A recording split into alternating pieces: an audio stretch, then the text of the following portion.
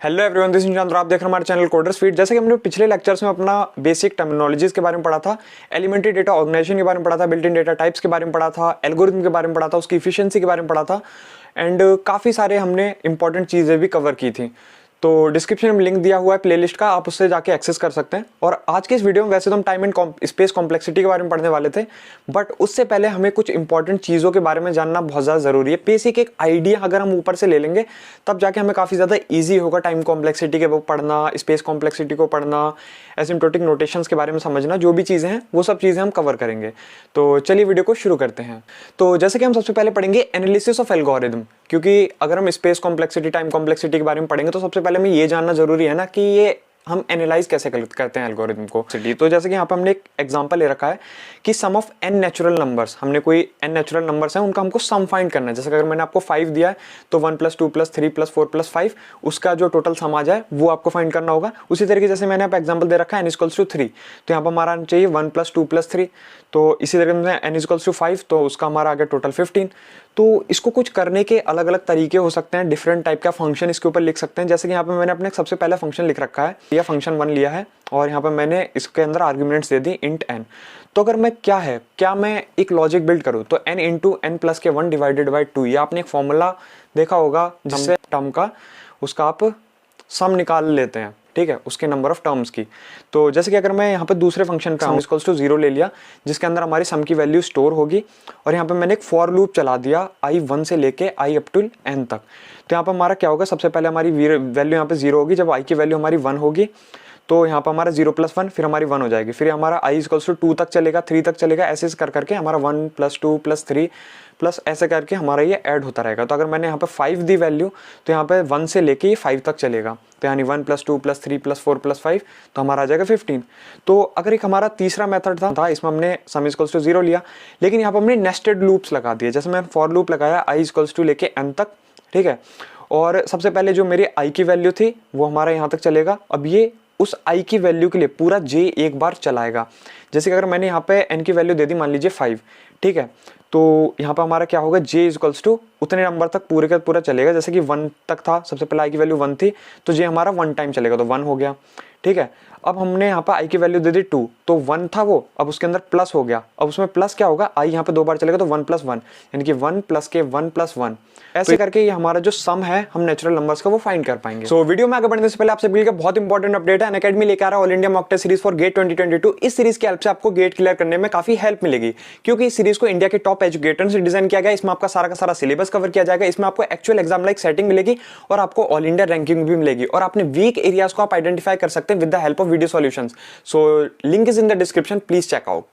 और अनअकैडमी का अगला कॉम्बैट टेस्ट है 23 जनवरी को 11 बजे। इसमें आपको 20 क्वेश्चंस मिलेंगे विद 60 मिनट्स और 200 लकी पार्टिसिपेंट्स को जीतने का मौका मिल सकता है, बहुत सारे एक्साइटिंग प्राइजेस। अनअकैडमी के न्यू बैचेस 19 जनवरी से स्टार्ट हो रहे हैं फॉर गेट 2023 एंड 2024। ये batches mechanical, civil, CSIT, electrical इन सभी ब्रांचेस के लिए एप्लीकेबल है। अगर आप मेरा कोड NS20 डालेंगे तो आपको 10% का डिस्काउंट भी मिलेगा for plus subscription. So check out, link is in the description. और अनअकैडमी की तरफ से एक बहुत ही बड़ा ऑफर निकल के आ रहा है। अगर आप गेट एंड ESE का प्लस सब्सक्रिप्शन लेंगे फॉर 1 ईयर तो आपको 2 मंथ का एक्स्ट्रा सब्सक्रिप्शन मिलेगा। और जैसे कि अनअकैडमी ऑलरेडी 23% डिस्काउंट दे रहा था, अगर आप मेरा कोड NS20 डालेंगे तो आपको 10% का एक्स्ट्रा डिस्काउंट। सेम ऑफर ही 2 ईयर के सब्सक्रिप्शन पे भी एप्लीकेबल होता है। अगर आप 2 ईयर का सब्सक्रिप्शन लेंगे तो आपको 4 मंथ का सब्सक्रिप्शन एक्स्ट्रा मिलेगा फॉर गेट एंड ESE। और अगर आप मेरा कोड NS20 डालेंगे तो आपको 10% का डिस्काउंट भी मिलेगा। So link is in the description and check out. Offer is for the limited period of time. Unacademy लेकर एक 1-to-1 लाइव मेंटरशिप प्लेटफॉर्म, जिसमें आप क्या कर सकते हैं, अपना 1-to-1 लाइव सेशन बुक कर सकते हैं विद योर फेवरेट मेंटर। इसमें आप अपने डाउट्स को डिस्कस कर सकते हैं, अपने कंसेप्ट को क्लैरिफाई कर सकते हैं और आपको एक्चुअल एग्जाम के लिए स्ट्रेटेजी भी मिलेगी। और सबसे पहले हमारे लिए कुछ इंपॉर्टेंट चीजें, जैसे कि 2 नंबर के क्वेश्चन आपके काफी आ जाते हैं एग्जाम में, तो उनके लिए आपको प्रिपेयर रहना पड़ेगा। तो मैंने यहाँ पे कुछ ऐसी डेफिनेशंस लिख रखे हैं जिनको आपको जानना बहुत ज्यादा जरूरी है। अगर आप शुरू कर रहे हैं अपने आगे लेक्चर्स में, टाइम कॉम्प्लेक्सिटी के बारे में पढ़ेंगे, स्पेस कॉम्प्लेक्सिटी के बारे में पढ़ेंगे, बिग O, ओमेगा, इन सभी नोटेशंस के बारे में पढ़ेंगे और प्रॉब्लम्स भी सॉल्व करेंगे, लूप्स को एनालाइज करेंगे। तो उससे पहले आपको ये सब चीजें जानना काफी जरूरी है। तो सबसे पहले हम देखेंगे कि हम एल्गोरिथम को एनालाइज क्यों करते हैं। While analyse algorithm, time and space are 2 important factors, ठीक है। जब हम एल्गोरिथम को एनालाइज करते हैं तो हम उसको टाइम से मतलब होता है, हम उसका टाइम देखते हैं और वो कितना स्पेस कवर कर रहा है वो चीज़ें देखते हैं। जैसे हमारे टाइम की डेफिनेशन, ये आपको 2 मार्क्स में एक क्वेश्चन आ सकता है कि वाई वी एनालाइज एल्गोरिथम, तो ये एक परफेक्ट डेफिनेशन है। इसमें आपका 1 या 1.5 ऐसे नंबर नहीं मिलेगा, पूरा का पूरा 2 मिलेगा। तो the CPU time required to execute the algorithm, कितना टाइम सीपीयू आपका लेता है किसी एल्गोरिथम को एग्जीक्यूट करने में। It means time required to produce an output, मतलब अगर आपने कोई इनपुट दिया है उसके आउटपुट को आपको शो करने में जितना वो टाइम लेता है वो उसका पर्टिकुलर टाइम हो गया व्हेन इनपुट इज गिवन, जैसे कि इसमें शो कर रखा। तो स्पेस की अगर हम बात करें, the amount of memory used by an algorithm to produce an output, यानी कि जैसे आपने इंटीजर की वैल्यू आपको पता है कि 2 बाइट होती है, 4 बाइट होती है, फ्लोट की वैल्यू अलग होती है, उन सारी कैलकुलेशंस जो अंदर फिक्स होती हैं, तो वो फाइनली जाके कुछ 1 MB 2 MB या कुछ बाइट्स में उस डेटा को स्टोर कर रही होती हैं, है ना, सिस्टम के अंदर। तो वही जो चीज़ें हैं उसको अगर हम एनालाइज कर रहे होते हैं, जितना वो मेमोरी कवर कर रहा होता है उसको हम स्पेस बोलते हैं, कि space covered by the particular program और अ पर्टिकुलर सॉफ्टवेयर। ठीक है, तो अगर हम देखें कि एनालिसिस करना क्या होता है, कभी आप पूछते हैं कि भाई आपने देख लिया कि एल्गोरिथम को आप एनालाइज कर रहे हैं, लेकिन एनालाइज करना क्या होता है? It provides information that gives a general idea how long a algorithm will take for solving a problem. Analysis करना, जैसे मैंने आपको पिछले वाले लेक्चर में बताया था, आइटरेशन 1 आइटरेशन 2, तो वही एक एनालाइज करना है, हर एक एल्गोरिथम को एनालाइज कर करके उसको सॉल्व करना। आप पिछली वाली वीडियो देखेंगे तो आपको सारी चीज़ें क्लियर हो जाएंगी क्या है एल्गोरिथम। तो अगर ये क्वेश्चन 2 मार्क्स का आ जाता तो आप ये डेफिनेशन लिख दीजिए, एकदम परफेक्ट फिट बैठेगी। अब हमारा अगला जो डेफिनेशन है वो है व्हाट इज कॉम्प्लेक्सिटी। हमने टाइम के बारे में जान लिया, अब हमको कॉम्प्लेक्सिटी के बारे में जानना जरूरी है। The complexity of an algorithm is the function which gives the running time और स्पेस। कॉम्प्लेक्सिटी, जैसे मैंने बताया था, टाइम एंड स्पेस कॉम्प्लेक्सिटी होती है कि कितना वो टाइम ले रहा है और कितना वो स्पेस कवर कर रहा है in terms of input size, कितना आपने इनपुट दिया है। तो जब उसने उस इनपुट को मेजर किया तो यहाँ पे जैसे कि हमारी इफिशियंसी ऑफ एल्गोरिथम, जो एल्गोरिथम हम एम से डिनोट करते हैं, और जो फंक्शन होता है टाइम का फंक्शन उसको हम FN से डिनोट करते हैं। ठीक है, which gives you the running time and storage space requirement of the algorithm. यानी कि कॉम्प्लेक्सिटी की हेल्प से आप उसके रनिंग टाइम, कितना टाइम उसने लिया और उसने कितना ज़्यादा स्टोरेज स्पेस लिया, किसी एक एल्गोरिथम की उस रिक्वायरमेंट को कितना वो फुलफिल कर रहा है, उस चीज़ को आप समझ जाते हैं। मतलब कॉम्प्लेक्सिटी वो चीज़ है। तो अगर मान लीजिए here M is the algorithm, हमने जैसे कि पहले देख लिया कि M एक एल्गोरिथम है और N जो है वो साइज ऑफ डेटा है, मतलब कि आपने इनपुट डाटा कितना दिया हुआ है। ठीक है, तो कॉम्प्लेक्सिटी इज 2 टाइप, जैसे कि मैंने पहले बताया, टाइम एंड स्पेस कॉम्प्लेक्सिटी। ये टॉपिक हम आगे चल के पढ़ेंगे पूरी एकदम डिटेल में। ठीक है, तो cases consider during the analysis. तो कुछ केसेस होते हैं अगर हम एनालाइज कर रहे होते हैं एल्गोरिथम को, तो सबसे पहले होता है बेस्ट केस, एक होता है वर्स्ट केस और एक तीसरा होता है average case.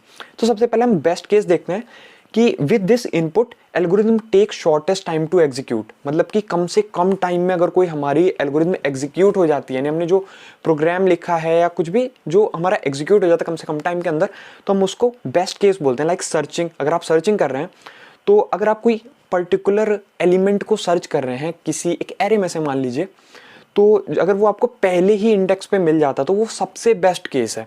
Worst case is take highest time to execute, मतलब अगर बहुत ही ज़्यादा रैंडम कॉम्प्लिकेटेड एक प्रॉब्लम है, उसके अंदर आपको कहीं एक पर्टिकुलर लोकेशन पर वो एलिमेंट है, तो अगर उसको एग्जीक्यूट करने में बहुत ज़्यादा टाइम लग रहा है, अगर आपकी एल्गोरिथम जो आपने यूज़ करी है वो बहुत ज़्यादा कॉम्प्लेक्स है, तो वो आपका वर्स्ट केस होगा। मतलब आपको सिलेक्ट करनी होगी एक particular algorithm to solve a problem जो उसको एकदम बेस्ट कम से कम टाइम के अंदर एग्जीक्यूट कर ले, तो वही चीज़ मैंने देखी थी। सो अगला होता है हमारा एवरेज केस। तो it gives the average performance, ये आपको एवरेज परफॉर्मेंस बता रहा होता है कि मतलब ना ज़्यादा है ना कम है, एवरेज है।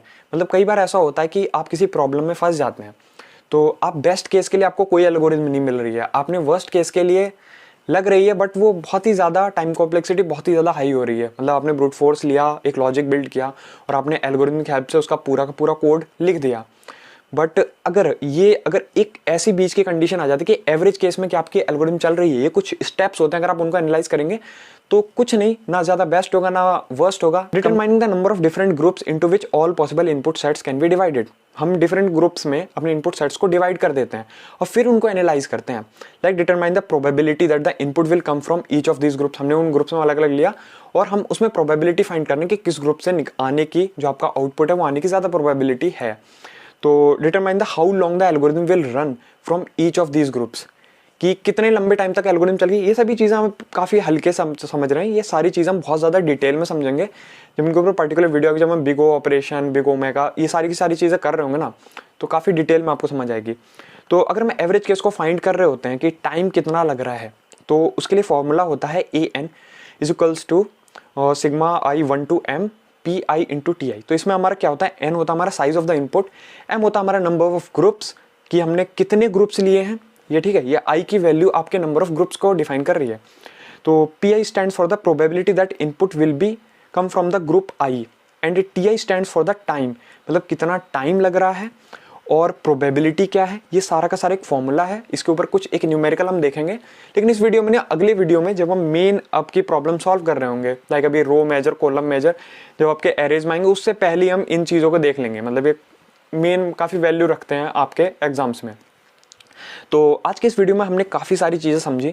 तो सबसे पहले हम देखते हैं कि हमने एनालिसिस ऑफ एल्गोरिथम समझा था कि भाई हमने ये चीज़ देखी थी कि कौन सी बेस्ट एल्गोरिथम रहेगी जो लीस्ट टाइम लेगी, मतलब इसमें से कौन सा आपका बेस्ट सॉल्यूशन रहेगा जो सबसे लीस्ट टाइम लेगा, तो उसके लिए हमने समझा था।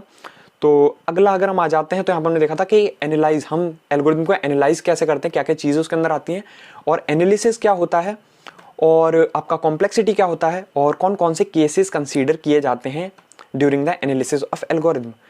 बट मैं यहाँ पर आपको एक चीज़ बता रहा हूँ कि जो एनालिसिस ऑफ एल्गोरिथम हमने देखा था, तो लास्ट वाली वीडियो में हमने देखा था कि इफिशिएंसी ऑफ एल्गोरिथम, तो ये जो इसका सॉल्यूशन होता है वो डिपेंड कर रहा होता है पूरी तरह आपकी मशीन पर कि आपकी मशीन कैसी है।